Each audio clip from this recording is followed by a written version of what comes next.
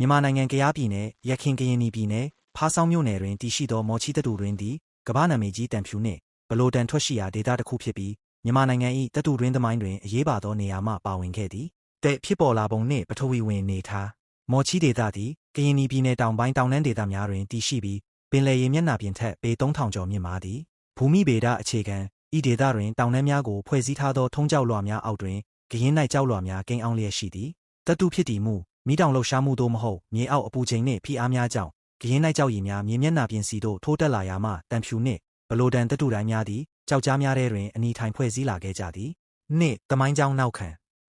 ကိုလိုနီခေတ်မတိုင်မီနှင့်အစောပိုင်းကာလမော်ချီဒေသတွင်ဒေသခံကရင်နီတိုင်းရင်းသားများသည်ရှေးရခင်ကတည်းကပင်တတူတိုင်းများကိုအပေါ်ယံမြေမျက်နှာပြင်မှရိုးရာနေလမ်းများဖြင့်တူးဖော်ရယူသုံးစွဲခဲ့ကြသည်သို့သော19ရာစုနောက်ပိုင်းနှင့်20ရာစုအစောပိုင်းဗြိတိကြကိုလိုနီခေတ်သို့ရောက်ရှိလာသောအခါမှသာဤဒေသသည်ကမ္ဘာအဆင့်မီစီးပွားဖြစ်တတူရင်းကြီးတစ်ခုအဖြစ်သို့ပြောင်းလဲလာခဲ့သည်ဗြိတိတူခေတ်နှင့်ကုမ္ပဏီကြီးများလက်ထက်1914ခုနှစ်တွင်ဗြိတိတူပိုင်ကုမ္ပဏီတစ်ခုဖြစ်သောမော်ချီမိုင်းစ်လီမိတက်ကိုတည်ထောင်ခဲ့ပြီးကြီးမားသောစက်ကိရိယာများရေအားလျက်စစ်နှင့်လူအင်အားကိုအသုံးပြုကာစနစ်တကျစတင်တူးဖော်ခဲ့သည်ဒေသတွင်တတူတွင်လုပ်ငန်းများဖွံ့ဖြိုးလာသည်နှင့်အမျှလမ်းပန်းဆက်သွယ်ရေးခက်ခဲသောတောင်တန်းဒေသသို့ရန်ကုန်မော်လမြိုင်စသည့်မြို့ကြီးများမှအလုပ်သမားများနှင့်နေပညာရှင်များဝင်ရောက်လာကြသည်ဒုတိယကမ္ဘာစစ်ကြီးမဖြစ်ပွားမီအချိန်ထိမော်ချီတတူတွင်သည်ဗြိတိချအင်ပါယာအတွင်းတန်ဖြူနှင့်ဘလိုတန်အများဆုံးထွက်ရှိရာဒေသတစ်ခုအဖြစ်ရပ်တည်ခဲ့ပြီးကမ္ဘာဈေးကွက်သို့တင်ပို့နိုင်ခဲ့သည်ဂျပန်တို့တူးဖော်ခဲ့ပုံဘယ်လိုဝင်ရောက်လာလဲဒုတိယကမ္ဘာစစ်အတွင်း1942ခုနှစ်မှာဂျပန်စစ်တပ်တွေမြန်မာနိုင်ငံကိုသိမ်းပိုက်တဲ့အခါမော်ချီတတူတွင်ဟာစစ်ရေးနဲ့စက်မှုလုပ်ငန်းတွေအတွက်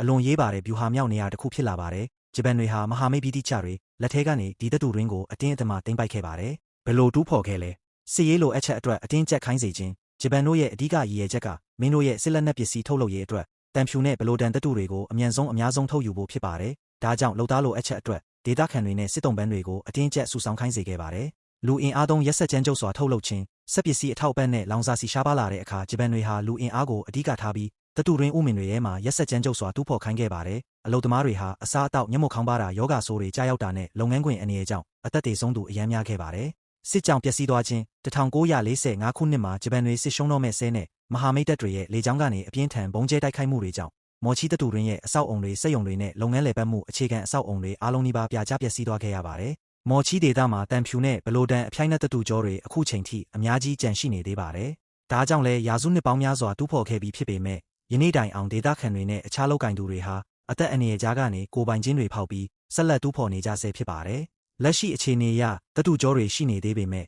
အောက်ပါအဓိကအချက်တွေနဲ့ရင်ဆိုင်နေရပါတယ်အပေါ်ယံကုန်ခန်းပြီးအနက်ပိုင်းတူးရခြင်းနှစ်ပေါင်းများစွာတူးဖော်ခဲ့တာကြောင့်အပေါ်ယံမြေလွှာနဲ့တောင်ဆောင်တွေမှာလွယ်ကူတွေ့ရတဲ့တတူတွေကတော့တဖြည်းဖြည်းနေပါလာပါပြီဒါကြောင့်တောင်တွေကိုပုံမွန်နဲ့ရှိုင်းစွာဥမင်ဖောက်ပြီးတူးရတာတွေပိုများလာပါတယ်တတူဆွဲအားကောင်းဆဲဖြစ်ခြင်းဘူမိဗေဒအရမြေအောက်ဂရင်းနိုင်ကျောက်လွှာတွေနဲ့ကြောတွေထဲမှာတတူအချိုအတီးအမြောက်အများဆက်လက်တည်ရှိနေစေဖြစ်လို့ထွက်ရှိစေဖြစ်ပါတယ်လုံခြုံရေးနှင့်ပထဝီမြေပြင်အခြေအနေဒေသတွင်တိုက်ပွဲပဋိပက္ခတွေမိုးရာသီမြေပြိုကျနိုင်တဲ့အန္တရာယ်ဆုံးတွေရှိနေတဲ့ကြားထဲကမှစီးပွားရေးအရာရှင်သန်ရပ်တည်ဖို့အတွက်ဒေသခံတွေဟာဒီတတူကျောတွေကိုဆက်လက်မိခိုတူးဖော်နေကြဆဲဖြစ်ပါတယ်မော်ချီဒေသကယားပြည်နယ်ထွက်အဖြိုင်းနဲ့တတူသည်ကဘာပေါ်တွင်အရေးပြောမဲ့အမြင့်ဆုံးနှင့်အမာဆုံးတတူများထဲတွင်တစ်ခုအပါဝင်ဖြစ်သောကြောင့်ခေတ်မီစက်မှုလုပ်ငန်းအာကာသနှင့်စစ်ပတ်ဆိုင်ရာအဓိကကဏ္ဍများတွင်အောက်ပါတိုင်းအကျယ်တွင်အသုံးပြုကြပါသည်တဆက်မှုသုံးဖြတ်တောက်ရေးနှင့်ဖောက်ထွင်းရေးကိရိယာများအဖြိုင်းနက်ကိုကာဗွန်နှင့်ရောဆက်ထားသည့်တန်းစတင်ကာပိုင်းအဖြစ်အဓိကပြောင်းလဲအသုံးပြုကြသည်အပစ္စည်းသည်စိန်ဘီလီယံဒုတိယအမာဆုံးဖြစ်သဖြင့်ကျောက်တူးဆက်များမြေထိုးဆက်သွားများတတူဖြတ်တောက်သည့်စက်ကိရိယာများနှင့်လွန်သွားများထုတ်လုပ်ရာတွင်မရှိမဖြစ်လိုအပ်ပါသည်